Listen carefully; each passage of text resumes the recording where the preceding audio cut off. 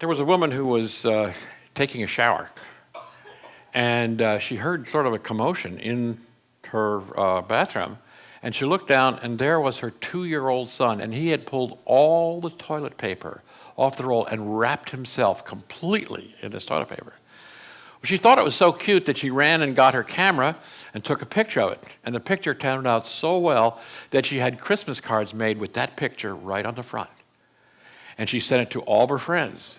And the minute that her sister got the card, she called her up and said, "Did you take a close look at that picture?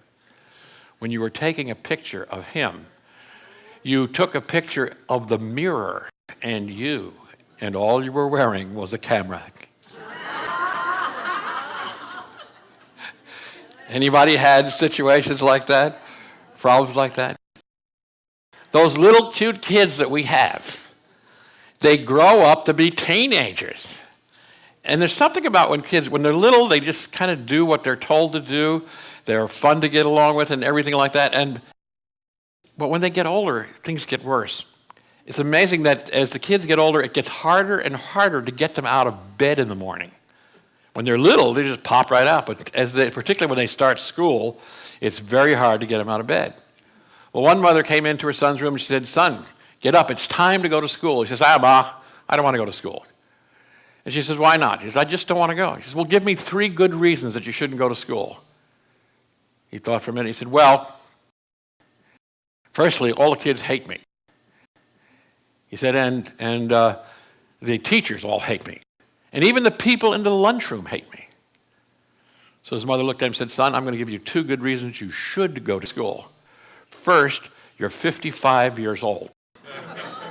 And second, you're the only principal they had." We all have situations in our lives where we think we're losers, where we are not really where we want to be. And yet I want to tell you that everyone here started out as an absolute winner. You were a winner at the very beginning. Let's go back to that time of your inception. Now, there was one single egg cell, and there were 8 million sperm cells. 7,999,999 of those sperm cells were going to fail. Only one could be the success. And guess what? It was you. You made it. Your first act in this world was an act of winning. And there you were, this fertilized egg, a 1-celled little creature, and you, through the intelligence in you, decided to split into 2 cells, and then into 4, and then into 8, and then into 16, and you kept splitting and making more and more cells, and then you decided that, well, I'd like to have a livers, I'd like to have some spleen, I'd like to have a bladder, I'd like to have all different types of organs, and you were making all these different kinds of cells, including heart cells. And what's interesting, that the heart cells were being created, but they don't form a heart that starts to beat.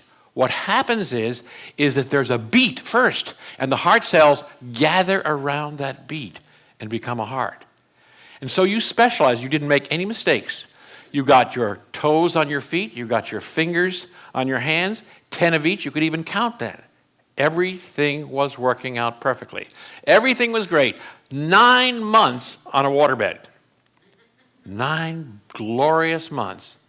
And everything was provided. You had this umbilical cord that came in, room service. Everything worked beautifully. Everything was great until eviction day.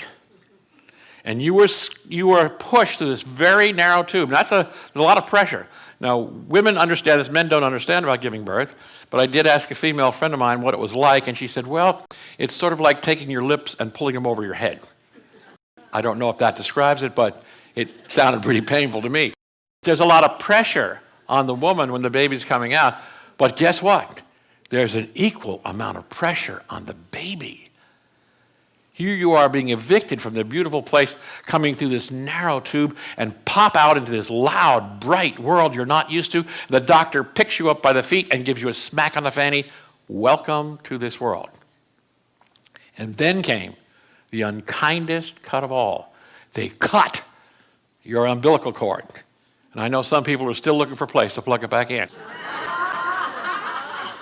But things got a little better. First they stripped you of all of your vestiges of their former home and wrapped you up very tightly in blankets and put you in a little crib in the hospital. Well, it was not a great experience. However, when you got home, things got a lot better. There were two loving parents who really cared about you and thought you were wonderful. They oohed and awed over you. They thought everything you did was wonderful. You couldn't do anything wrong. 60-year-old grown men came and talked baby talk to you. Everybody thought you were the center of attention. Anything you did was great.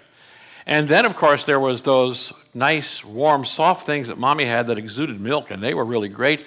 Sometimes you wondered maybe was Daddy a little jealous of that, but it was a great way to get what you needed. Everything was perfect. Everything was going great until that day that you walked into the land of no and can't. You see, everything you did before that was perfect. When you pooped in your pants, it was perfectly okay, and they even oohed and awed and thought you did good. Try that now. Everything was great until they taught you to walk. Now, while they were teaching you to walk, it was fine. See, when we teach a child to walk, the child takes a step or two, and then he plops down, and the parents look at him, and the child looks at the parents, and if the parents smile and said, "Oh, that was fun," the child smiles. But if they look, "Oh, he might be hurt," the child cries because he's picking up all of his cues from the parents. So you learn to walk. But the minute you learn to walk, those wonderful people who thought you were so wonderful became the adventure police. You couldn't do anything. They wouldn't let you stick your finger in those sockets, and they stuck plugs in them all the time. And they put little things so that you couldn't do that. They wouldn't let you drink the Drano. They wouldn't let you do anything. It seemed like they were against everything that you wanted to do. Now, they thought they were trying to protect you, but you didn't understand that. I mean, these people were just so friendly to me, and now they're telling me I can't do this. Nice little girls don't do that. Good little boys don't do that. Everything was no and can't. You simply can't do that. You were given a barrage of those things. And you tried to figure it out. You tried to please them, and sometimes you could, and sometimes you wouldn't, because they kept changing the rules. They were happy one time, and they were unhappy another. They paid attention to you one time, and they wouldn't another. And you grew up getting used to this as best that you could. Well, I want to show you what you went through after you got out of the world of no and can't and you learned to walk. At it from a little different ways. When you started out, you thought everybody was okay, and you thought you were okay. You thought, I'm fine. In fact, at the very beginning, you didn't make any separation between other people and you. There was just this one thing going on. Family, people, it was all one thing that was surrounding and revolving around you, but you didn't think of yourself as you. You thought this was just like a big movie that you were in the middle of. So you weren't separate. But you began to realize that everything wasn't hunky-dory. Everything wasn't going right. You thought you were okay, and you tried to be good, and then by about the time you hit what we call the terrible twos, you said, I have to have some way to get these people back to the olden days, back to the BW, before walking. Things were so much better then, and I want to get them back. So you tried temper tantrums. And it depends on how they reacted. If you threw a temper tantrum and they gave you what you want, well, said, this is a good tactic, and you're probably still doing that. Or if it didn't work, if they ignored you, then you said, well, that isn't going to work either. Now, if they gave you some negative attention, like they hollered at you, at least that was some attention. But you were trying to get this unconditional love back that you once had. And you began to, after about, usually around 6 years old, began to ask the question, there might be something wrong with me. What if, if things are not going well and I'm not getting everything I want like I used to, then either there's something wrong with them or there's something wrong with me. Well, it would be pretty hard if there's something wrong with them. They were bigger than you and they had all the food. So you figured it must be me. There's something wrong with me. So I'll change. I'll find out what they want, and I'll do that, and then they'll love me again. And so you went into what's called a pleasing strategy. You tried to please your parents. Sometimes you get into this around 2 or 3, 4, 5, 6, but usually by 6 years old, you're into this pleasing strategy under normal conditions. So you worked for that for a while, maybe up until about the time you were 12, and if that worked for you, you're still doing it. You're trying to please everybody still. You're trying to get people to like you by doing what they want to do. Even when they don't always like you, but you keep trying to get them to do that, just like you were doing with your parents before you were 12 or so. But about puberty, some of you, many of you, a third of you or so, decided, this isn't working. I'm not getting what I want. So it must be not, I made a mistake back then. It's not that I'm not okay and they're okay. It's the other way around. It's that I'm okay and they're not. So your strategy changed. You started to please yourself. Now you pleased yourself and your friends, and by about that time you were moving away from the family. You wanted to have a connection with your peers because you were still trying to get this love. Now if you moved into this next strategy, the I'm okay, you're not okay, and if you move into the third strategy of I'm okay and you're not okay, if you moved into that one, then of course there was lots of conflict because you were trying to assert yourself and the parents were trying to not let you assert yourself because they wanted you to be like you were when you were 2. It was a lot of fun for them too. So you were wondering, what can I do if they're not okay? So you got this idea in your head. I will prove by performance and by doing things that I'm okay. Not get the approval of someone else. I'll show you. And this is the type of person we call the dominant. And the other type of person we tend to call a submissive, the one that thinks everybody else is okay and they want other people to like them. And those two usually marry each other, typically form a nice relationship, symbiotic relationship that doesn't always work. But you were in this dominant mode, you are trying to get the same thing that the submissive is. I mean, exactly the same thing. You're trying to get love. However, the dominant doesn't want it in love. They want it in respect. They want to be respected. And the submissive wants to be accepted. They are both substitutes for love. But be aware that the same need is trying to be filled. They want unconditional love, which is not present in our world if you haven't noticed it. There is a condition on all love in families. If you do what we want, we will give you love. It's not put that way, but that's the way it is. The idea of accepting people just like they are without trying to change them is not very prevalent, even among adults, let alone among children growing up. So there's a fourth one, which we'll just discuss briefly, and it is that I'm not okay and you're not okay. This is a place that only a few people get to, and most of them are in jail or sociopaths. They're not probably any of those people in this audience. But they're brought in there by early trauma. Instead of going through the natural order of from I'm okay and around 6, switching it, and then around 12, switching it again, they start at 1 year old and make the first switch, and then 2 the second. These are people who are severely emotionally or physically abused, and they go through to this 4th step. Unfortunately, as I said, I don't think we have any of them there. Most of us are either this one, the dominance, I'm okay, you're not okay, or I'm not okay, you are, so help me become feeling okay.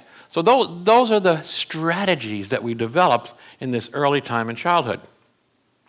There were a couple of young high school students who came in very late one morning, and they had missed their first class. And so they said to the teacher, well, we had a flat tire. The teacher said, well, I'm sorry, but you've missed the test, but I'll tell you what I'm going to do. I like you boys, so I will let you take the test, because you'll fail the course if you don't take the test. Well, they were elated they were going to get to take the test. And so she put them in a separate room, a special room, and put one in each corner so they couldn't cheat. And she opened up her notebook, and she got them each to have a piece of paper, and she said, okay, here's the first question. Which tire was flat?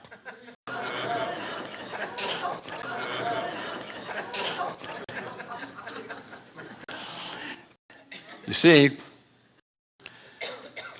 one of the things that happened to us on our way growing up is that we learned the art of lying. Now, it started out like this. When we were 2 or 3 and something broke, and our parents said, "Did you do that?" We said, "Yeah." And then we got a little smack or we got chewed out. That's not very good. So what I'll do is I'll say I didn't do that because then I'll avoid the punishment. And so they said I didn't do that. Now, at 3 or 4, we're not very good liars. And she says, "Oh, yes, you did. You're the only one in the room. You've got the jelly on your hands." You know, they had all the evidence. But over a period of time, we began to be able to lie more and more effectively. And we watched our parents do it. You see, our parents would give us a lecture that said, lying is bad. You should never, ever lie. And after this long lecture about not lying, they say, "Now, listen, I've got to go someplace, so if anybody calls, tell them I'm not here." And you couldn't get it. Your parents were telling lies, but you weren't supposed to get lies to tell lies.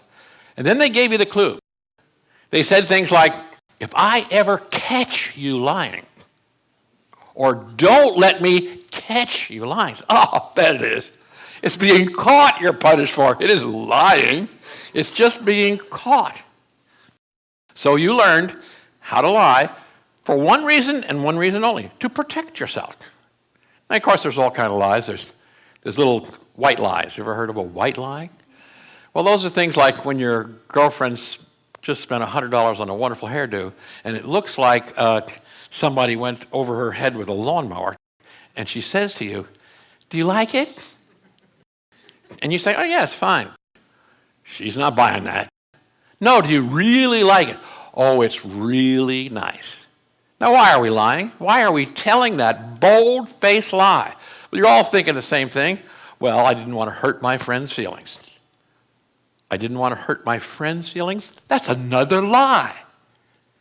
It wasn't your friend's feelings you're protecting. It was you. Because you knew darn well if you told her the truth, she'd be upset and chew you out or say you didn't love her anymore, and you'd feel bad. So it's easier to tell the lie, the little white lie, than to get the punishment. And remember, you're always lying for one reason and one reason only, to protect yourself, or because you think you are protecting yourself. And of course, there's all kinds of lies. There's white lies, and I've always wondered if the lies were like karate.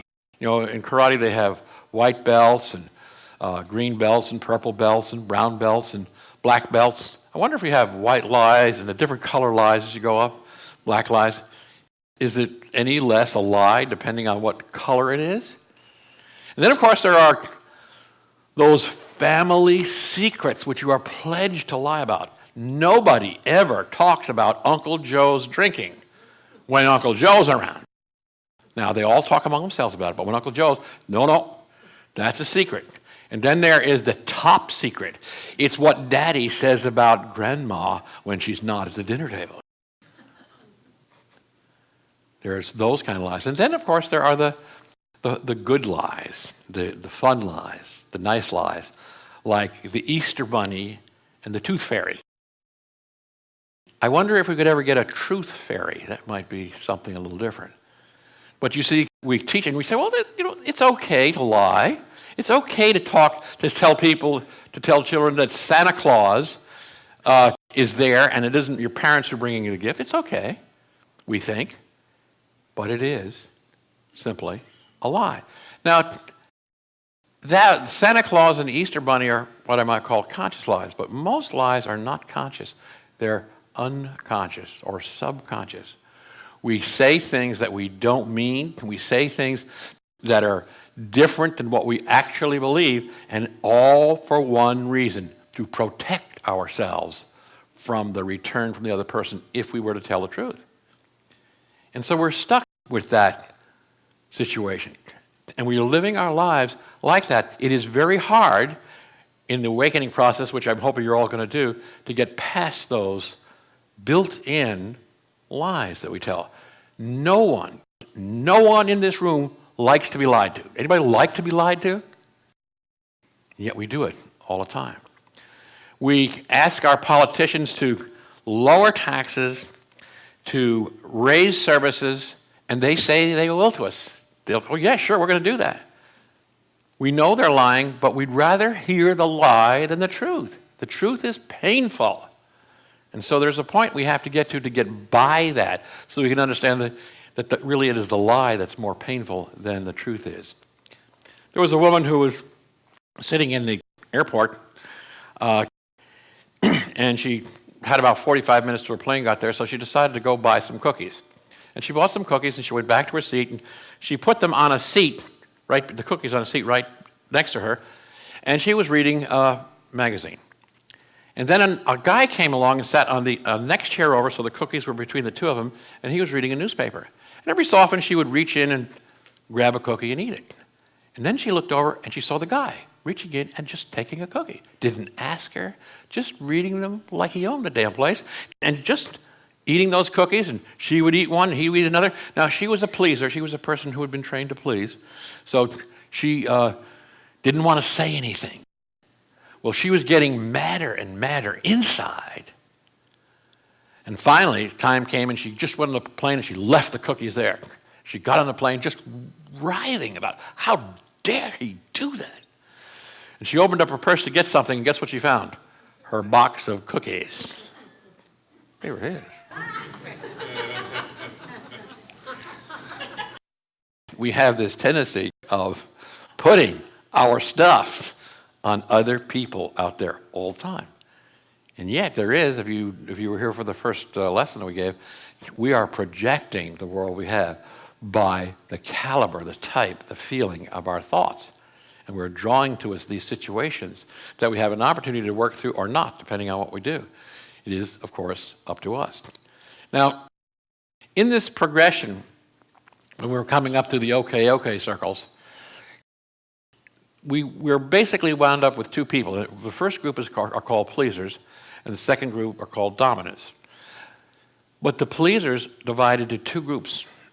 They're people pleasers who try to get love by doing what other people want. Now, I don't mean they do what other people want. They say they will do what other people want. They try to get agreement. They say, oh yeah, I'll be there. And maybe they will or maybe they won't. But they try to do things. They're always trying to get people to give them that feedback that they so desperately need psychologically. But the other kind of pleasers were very confused in the beginning. And they noticed that their parents' rules kept changing. It was bad for them to have a Coke before dinner, but it was okay for the parents to have a martini. How come? Why wouldn't that spoil their meal? They noticed these inconsistencies. So they tried to come up with a set of rules that they thought were the right rules. And even now, after, most of your belief system is in place by the time you're 12 years old, 11 or 12 years old, 95%. Even now, we're trying to live up to a set of rules that we invented based on our situation at home. And we follow those internal rules. And a rule follower absolutely is getting the benefit that the recognition by following the rules, not by pleasing other people. Yet they both are people who have this lack and are trying to get people to accept them. Now the dominants, the other group, are the people who are trying to prove themselves, and they want people to respect them. And both acceptance and respect are a substitute for what they really want, which is unconditional love, unconditional acceptance, unconditional love. That's what everybody truly wants. And eventually, by the time we get through this class, I think you'll know how to get that and where to get it from. And I'll give you a little clue. It's not out there. It is not out there at all.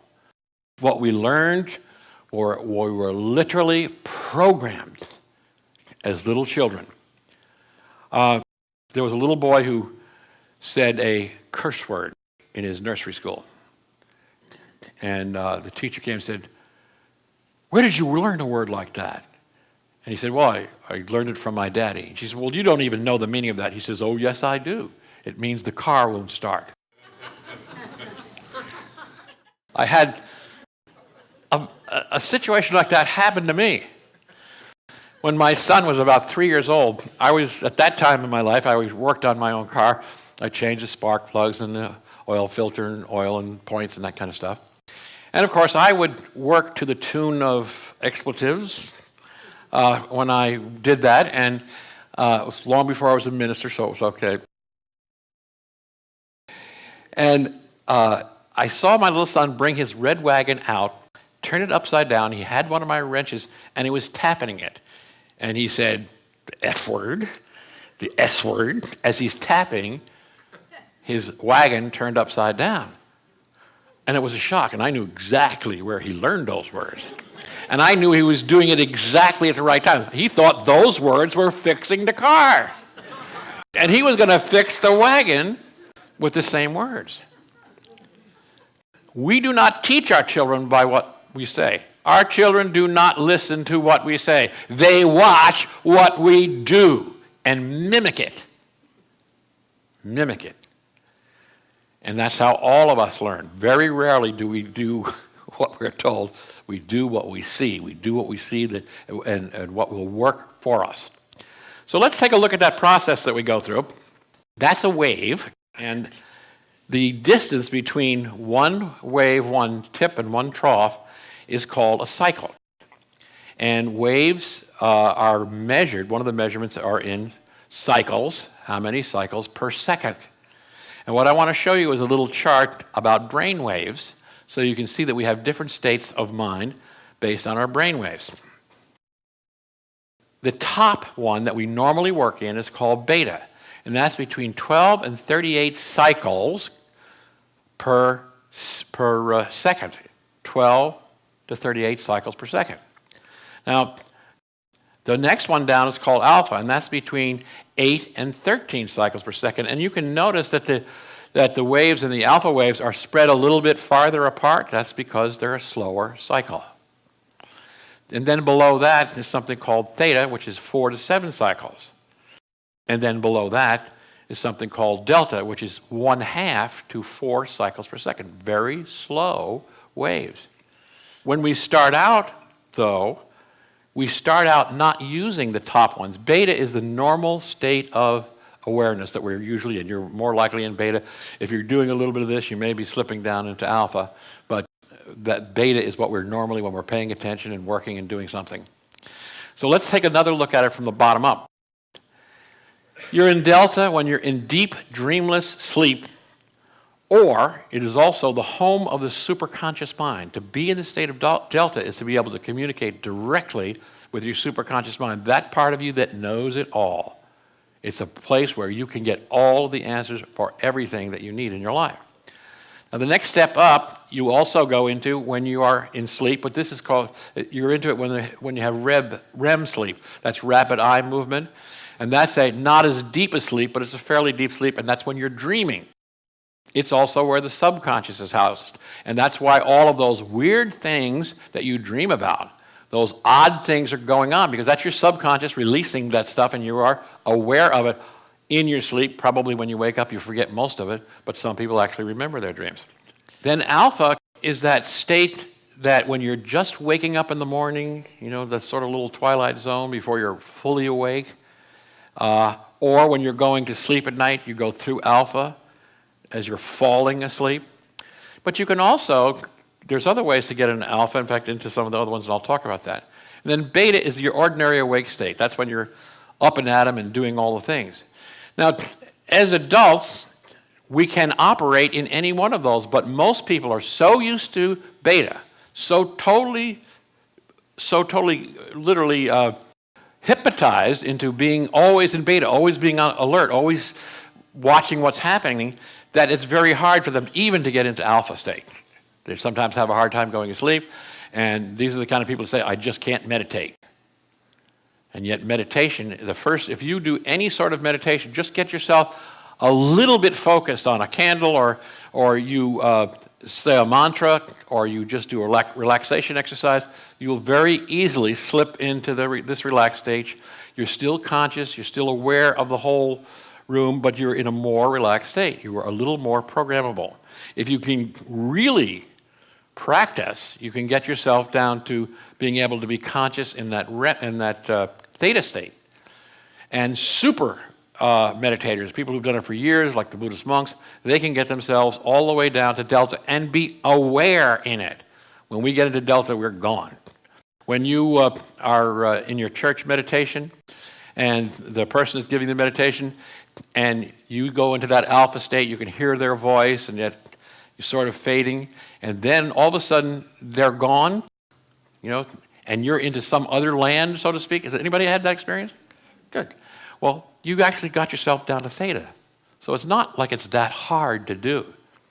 And one of the reasons that we suggest strongly that you do a regular meditation practice is that you are going to be more in touch with that superconscious or the subconscious mind. You're going to be able to change things better. Your whole life will work better if you spend 15 or 20 minutes meditating. The 16th century priest, Martin Luther, who was literally credited with forming Protestantism, made this statement. He was a great meditator, and he said, I have 17 hours worth of work and only 8 hours to do it in, so I better meditate for at least 7, because he could get it all done when he was in that state, not in the meditative state, but afterwards. His energy was so good that he could get 10 times as much done. You don't have time not to meditate. If you would meditate 15 or 20 minutes every day on a regular basis, you would find your whole life going much smoother. So, but of course, if you're going to do that, that's up to you. Word to the wise. Let's take a look at what happened at the beginning. When you were between 0 and 2, you were in nothing but delta. Totally programmable, like in deep hypnosis. That's the only basic state that a child has. And in the next phase, from 2 to 6, you were in both delta and theta. So for those first 6 years, you are absolutely a recording, just taking in programs, not making any rational decisions. There's no way a 6-year-old can be rational. And when we talk to them like they are, we're wasting our time. Want to get through the 6 years old, the 5 years old? Show them, demonstrate. Demonstrate what you want. Do it yourself. They will follow suit. Then you go up to this next stage, between 6 and 11, where you begin to get up into alpha, and you may have an occasional beta waves in there too, but basically you are more alert now, but still you're in this state of still fairly programmable. Most of your program happened, 50% of your program happened in the first 2 years. And about another 35% happened in the next 6 years, and the rest, up to 95%, happened in these last 6 to 11 years.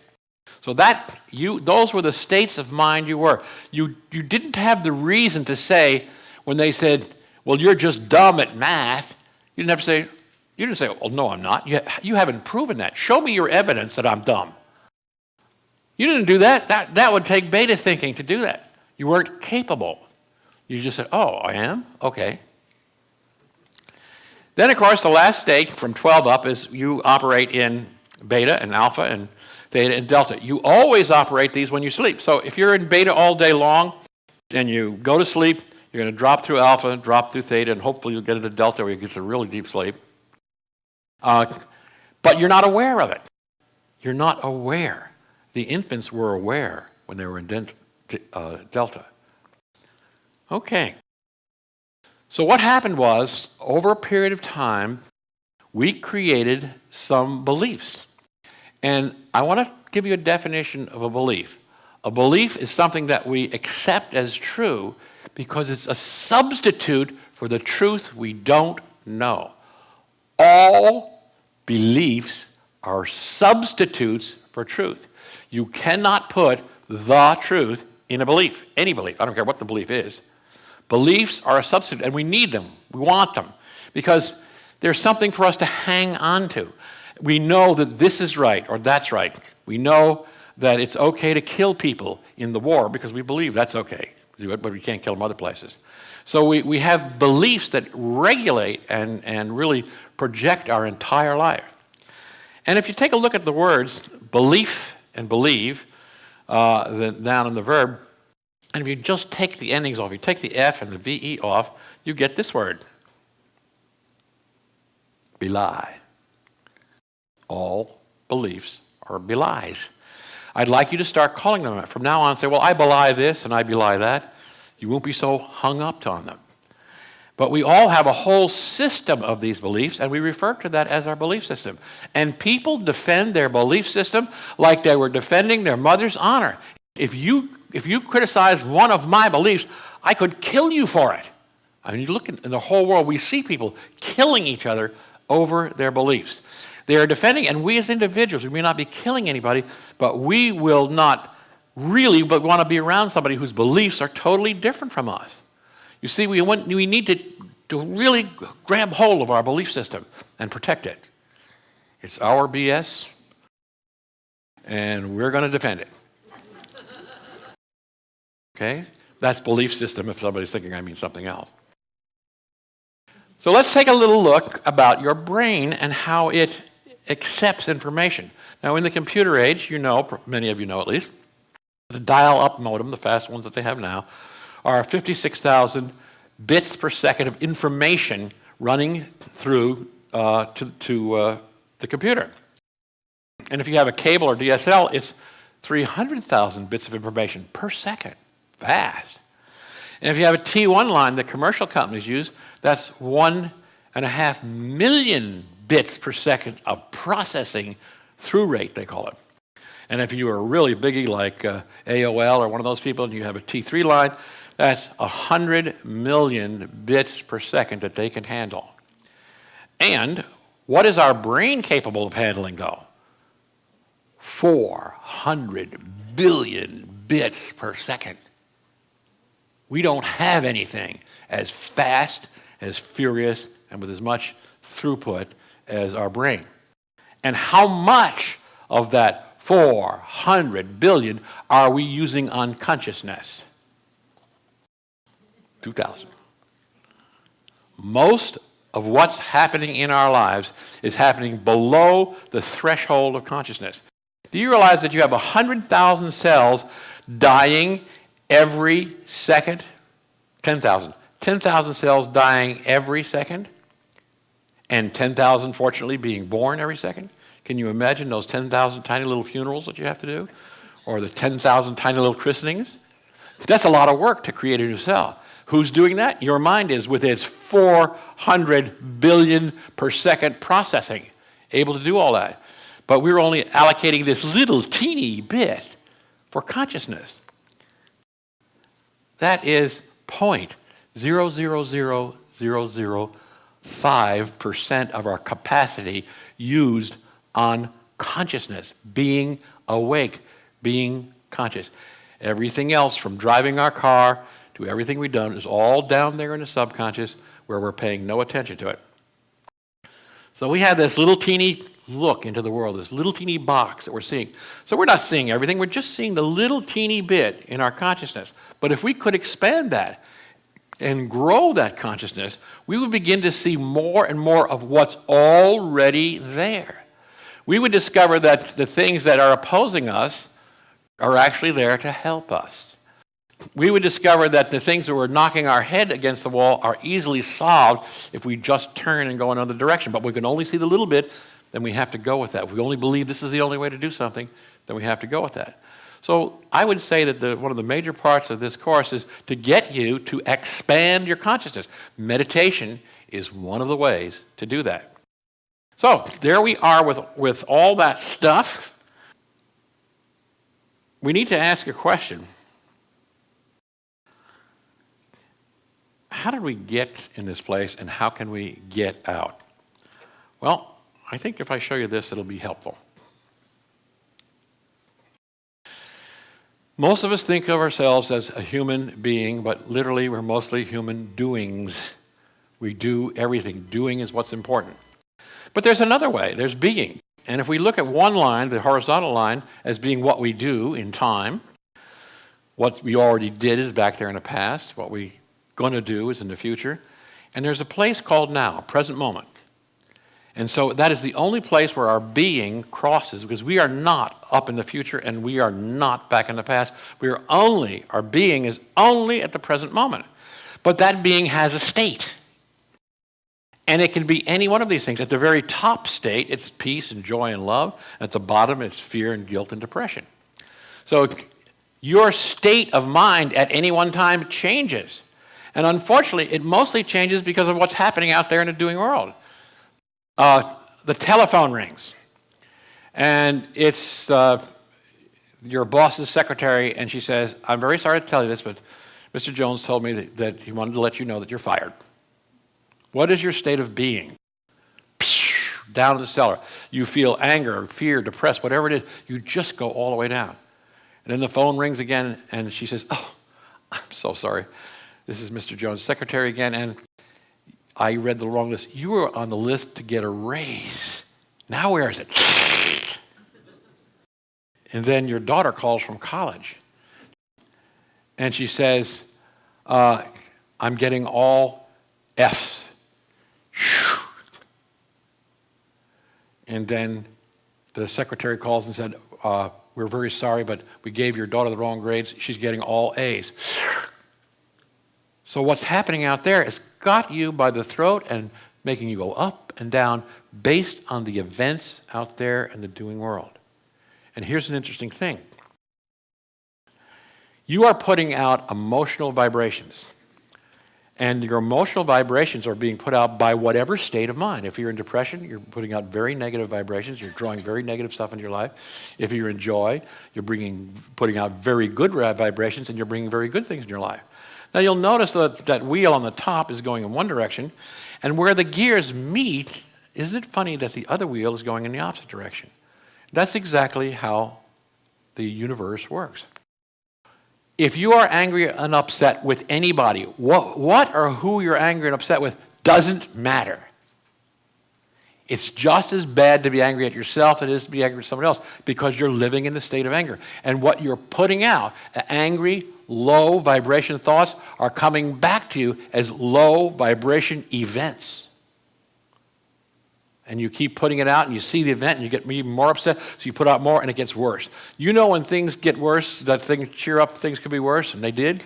They got that way. We've heard that, but the worse we feel, the worse things get.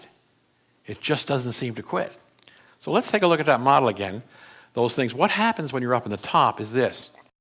When you're in a high energy state, a positive energy state, you are bringing more and more energy. The higher you go up that scale, and the words willingness and acceptance, those are not important. Just there are levels of the higher state, and peace certainly being at the top and depression being at the bottom. But the higher you are, the more you're feeling, the more energy you're bringing into your system to do the things that you want to do. And the converse is true. When you are in the lower states, and the lower you are in states, the more energy you're draining from your system, and the more negativity you bring in your life. So would it ever make even the slightest bit of sense to ever be upset about anything? Think about that. Why would anybody want to be upset about anything? No, upset is a habit. I know about it. I wouldn't call it upset. I would call it rage. I've been through that in my life. It's useless. It's unnecessary. It doesn't get you anything. It's like taking dope. It makes you feel good for a second, but then you need more and more and more. So there has to be a time to turn around. And that's what this whole course is about. H.L. Mencken said, "There is always an easy solution to every human problem. Neat, plausible, and wrong." The easy way, the quick, easy way that satisfies your belief system is almost never the right way. And there is always a right way. When you're in the worst situation, if you could get yourself out of that low state of mind and up and just hold there for a little while without trying to think how to solve the problem, answers will come to you, solutions will come to you, situations will come to you that will change your life. But mostly when we get into bad situations, we feel bad and we create it and make it worse. No one can learn to be enlightened. No one can learn to be enlightened. In fact, enlightenment comes from unlearning. It comes from letting go of all the stuff that we've been taught. I love that song that Simon and Garfunkel did, Kodachrome, if you remember the words to that song. when I think back on all the crap I've learned in high school. We learned what is not true. Not bad, you learn math and that's good, you can use that. You learn a lot of things you can use, but we learned that we can fix the world by fixing the stuff out there. And yes, you can manipulate that stuff, you can build a chair and you can do all sorts of things out there. But I'll tell you what, you can have an influence on the world that's so great that people will fix chairs for you, that you'll get what you want done. It's not control. No one can control the outer world. No one can control. Don't think by your thinking, I control the outer world. You don't. Your thinking isn't what does it. It is your feeling that influences the world. Influences. And when you're so totally open, when you're as open as Bert May's wife. Bert May was the mayor of a small town. And they had a bad situation that happened. They were having special council meetings. And when bad things happen in cities, some people get pretty nasty. I mean, they really get mean and they do cruel things. And this woman called up Bert May's house while he was at a counseling meeting and said, is this the home of Bert May, the mayor? And his wife answered and said, yes, it is. And she said, well, would you please tell him that his girlfriend is calling? Now, this was a put-together lady. And she said, oh, well, give me your name and number, and I'll give it to him. And she said, well, but this is personal. She said, I'm sorry, ma'am, I'll have to have your name and number. He won't know which one to call. When you can meet with triumph and disaster and treat those two imposters as the same, when you can understand that everything out there that is opposed to you is there so you can learn how you are feeling and change your feeling and influence the world to change the way you want it. And if you stay here for the next 60, 15 weeks, whatever it is, you're going to learn a lot about that.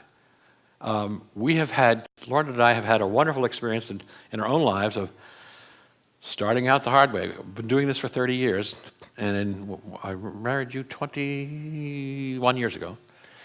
And it didn't start out all smooth. But we have one of the best relationships I know about. And it's because we both grew in it. And it only takes one to grow.